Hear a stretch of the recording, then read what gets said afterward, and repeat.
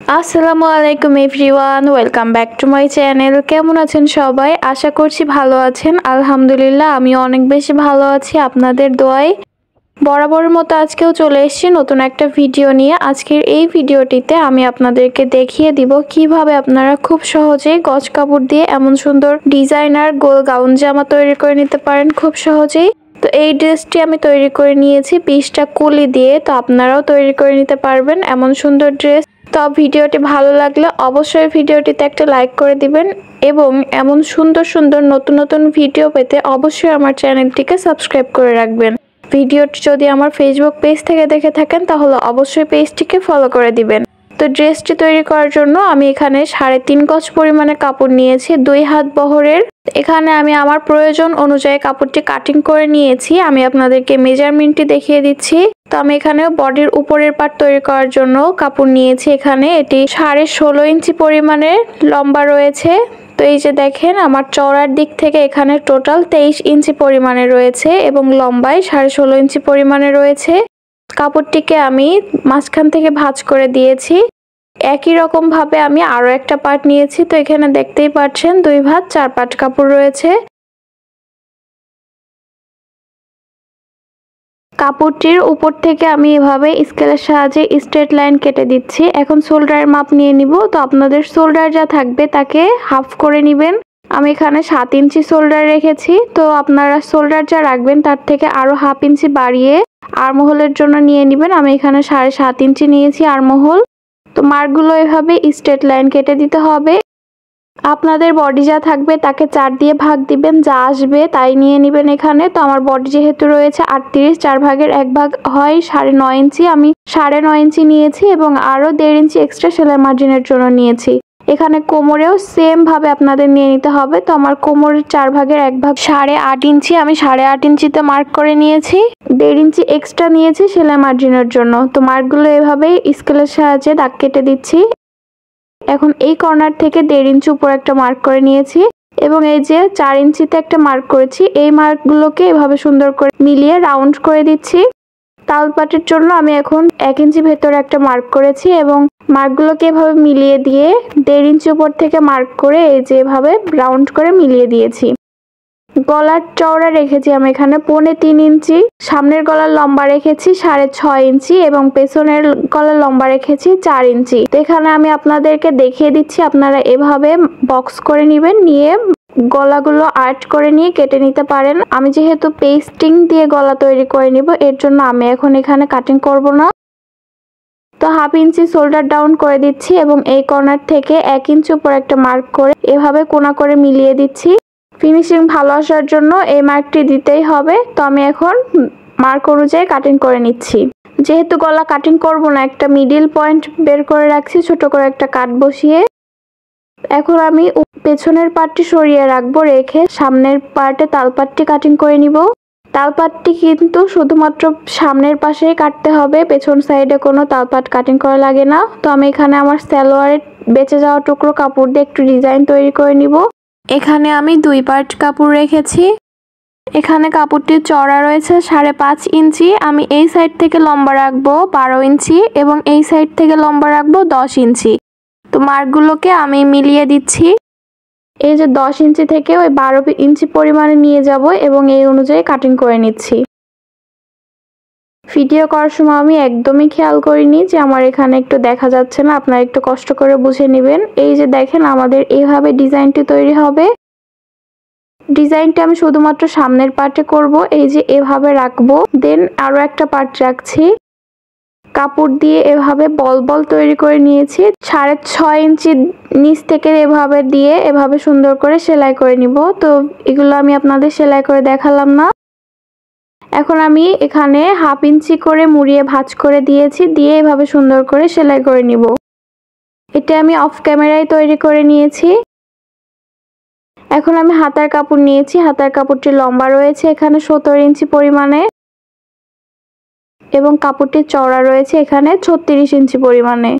চওড়ার দিক থেকে মাঝখান থেকে ভাঁজ করে দিয়েছি এবং তারপরে আরো একবার ভাঁজ করে দিয়ে টোটাল 4 পাট করে নিয়েছি। এই যে দেখেন আমার এখানে টোটাল 4 পাট কাপড় রয়েছে।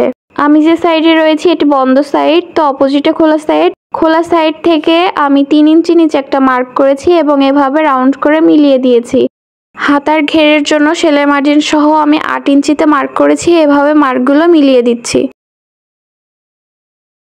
এই যে দেখেন আমি হাতার ডিজাইনের কাপড়টি কাটিং করে নিয়েছি, আমি আপনাদেরকে দেখিয়ে দিচ্ছি কিভাবে কাটিং করেছি।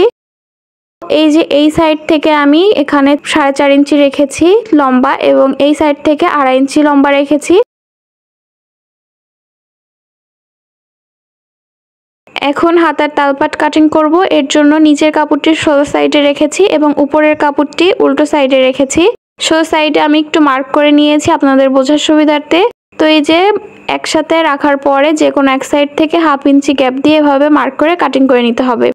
এখন নিচের ঘেরের পার্টটি কাটিং করে নিব। এর জন্য দেখেন আমি এখানে কাপড় রেখেছি, তো আমি কি পরিমাণে কাপড় রেখেছি আপনাদের দেখিয়ে দিচ্ছি। এই যে একটা পার্ট আছে এখানে, তো কাপড়টিকে চওড়ার দিক থেকে ভাঁজ করে নিয়েছি। তো আমি যে সাইডে রয়েছি এটি বন্ধ সাইড, তো আমি এখানে নিচের ঘেরের পার্টটি টোটাল 31 ইঞ্চি পরিমাণে রেখেছি সেলাই মার্জিন সহ।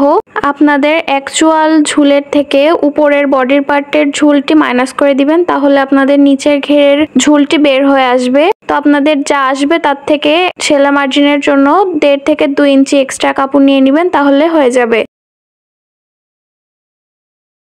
আমি যেহেতু এখানে 20টা কলি দিয়ে তৈরি করছি জামাটি, এর জন্য আমার এখানে টোটাল 5 পার্ট কাপড় নিতে হবে। তো আমার এখানে 4 পার্ট কাপড় ছিল এবং আমি একটা পার্ট এখানে আলাদাভাবে নিয়েছি, টোটাল 5টা পার্ট কিন্তু হয়ে গিয়েছে।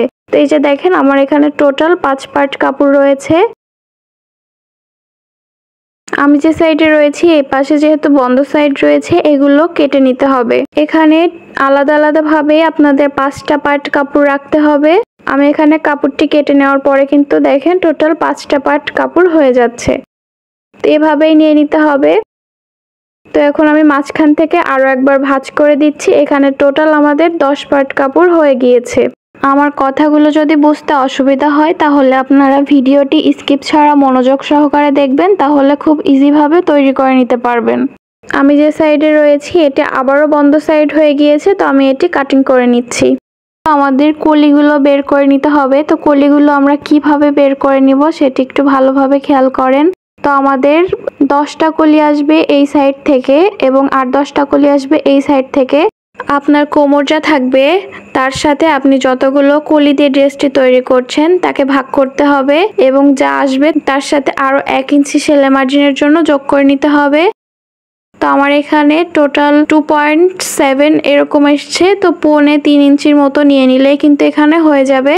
আমি 3.25 ইঞ্চি নিয়ে নিচ্ছি এই সাইডে এবং 3.25 ইঞ্চি নিব এই সাইডে। তো অবশ্যই এখানে অপোজিটে নিতে হবে এবং মার্ক দুটো এভাবে মিলিয়ে দিতে হবে, তাহলে কিন্তু আমাদের টোটাল 20টা কলি বের হয়ে আসবে এখান থেকে। এই কলি দিয়ে যদি ড্রেসটি তৈরি করা হয় তাহলে কিন্তু কোনোভাবেই কোনো দিক থেকে ঝুলে যায় না। যদি আপনারা আমব্রেলা ফ্রক তৈরি করেন তখন কিন্তু আপনাদের যে কোনো এক সাইড থেকে ঝুলে যাবেই। মার্ক অনুযায়ী কাটিং করে নিয়েছি। চিকন সাইডটি কোমরের অংশে আসবে এবং মোটা সাইডটি নিচের ঘেরের অংশে যাবে। তো এই যে দেখেন আমরা কিভাবে সেলাই করব, নিচের পার্টটি সোজা সাইডে রেখে উপরের পার্টটি উল্টো সাইডে রেখে এভাবে স্ট্রেট সেলাই করে নিতে হবে। তো আমি এখানে আমার পছন্দ অনুযায়ী পেস্টিং এর উপরে গলা কাটিং করে নিয়েছি এবং পেস্টিংটি একটা কাপড়ের উপরে আয়রন দিয়ে পেস্ট করে নিয়েছি। 1/2 ইঞ্চি বেশি কাটিং করেছিলাম পেস্টিং ছাড়া, এই 1/2 ইঞ্চি কাপড় আমি মুড়িয়ে সেলাই করে দিয়েছি। বডির পার্টটিকে সোজা সাইডে রেখেছি এবং গলার পট্টির কাপড়টিকে উল্টো সাইডে রেখে একদম পেস্টিং এর গা ঘেঁষে সেলাই করে নিব, তাহলে ফিনিশিংটা ভালো আসবে। আমি এখানে সেলাই করে নিয়েছি। এখন 1/2 ইঞ্চি এক্সট্রা কাপড় রেখে আমি বাকি কাপড়গুলো কেটে ফেলে দিব। ছোট ছোট করে কেটে নিয়েছি এবং পেস্টিং এর উপর থেকে একটা চাপ সেলাই বসিয়ে নিতে হবে। একইভাবে আমি পেছনের গলাটিও তৈরি করে নিব, তবে অবশ্যই চেষ্টা করবেন পেস্টিং দিয়ে গলা তৈরি করার, তাহলে ফিনিশিং ভালো আসবে। এখন নিচের পার্টটি সোজা সাইডে রেখেছি এবং উপরের পার্টটি উল্টো সাইডে রেখে আমি শোল্ডারটি সেলাই করে নিব। শোল্ডারটি সেলাই করে নিয়েছি, দেখতে পাচ্ছেন কত সুন্দর ফিনিশিং ভাবে তৈরি হয়ে গিয়েছে। ভিডিওটি ভালো লাগলে অবশ্যই ভিডিওটিতে একটা লাইক করে দিবেন। হাতার কাপড়টি উল্টো সাইডে রেখেছি এবং ডিজাইনের কাপড়টি উল্টো সাইডে রেখে 1/2 ইঞ্চি গ্যাপ দিয়ে আমি স্ট্রেট সেলাই করে নিচ্ছি। এই পর্যায়ে নখ দিয়ে একটু ঘষে নিব ফিনিশিং ভালো আসার জন্য।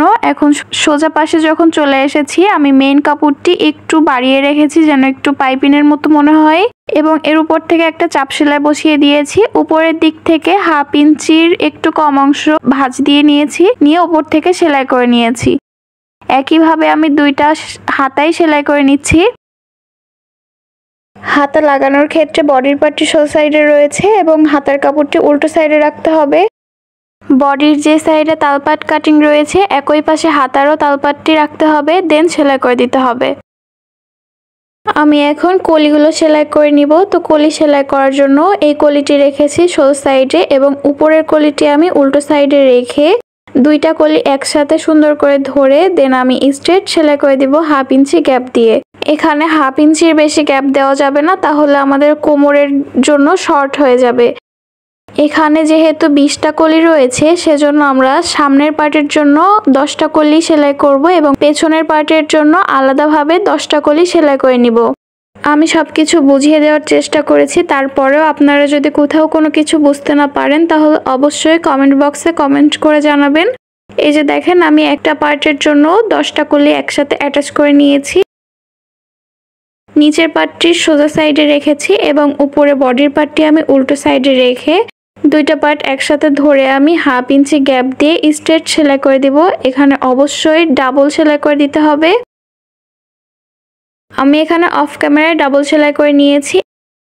একইভাবে আমি পেছনের সাইডের বডির পার্টের সাথে ঘেরের পার্টটি সেলাই করে নিব। তো এটি আমি অফ ক্যামেরায় করেছি। এই যে দেখেন, আমি দুইটা পাশ একসাথে ধরে আমার ফিটিং মাপ অনুযায়ী দুই সাইডেই মার্ক করে নিয়েছি। এই মার্ক অনুযায়ী সেলাই করে নিব এবং নিচে ঘেরের পার্টে আমি দুইবার মুড়িয়ে ভাঁজ করে সেলাই করে নিয়েছি। আপনারা কি ধরনের ভিডিও দেখতে চাচ্ছেন অবশ্যই কমেন্ট করে জানাবেন। নতুন নতুন ভিডিও পেতে আমার চ্যানেলটিকে সাবস্ক্রাইব করে রাখতে পারেন, তাহলে আমি ভিডিও ছাড়ার সাথে সাথে আপনার কাছে সবার আগে নোটিফিকেশন চলে যাবে। ভিডিওটি আপনি যদি আমার ফেসবুক পেজ থেকে দেখে থাকেন তাহলে অবশ্যই ফেসবুক পেজটিকে ফলো করে দিবেন। সবাই ভালো থাকবেন, সুস্থ থাকবেন, আমার জন্য দোয়া করবেন। Thanks for watching. আল্লাহ হাফেজ।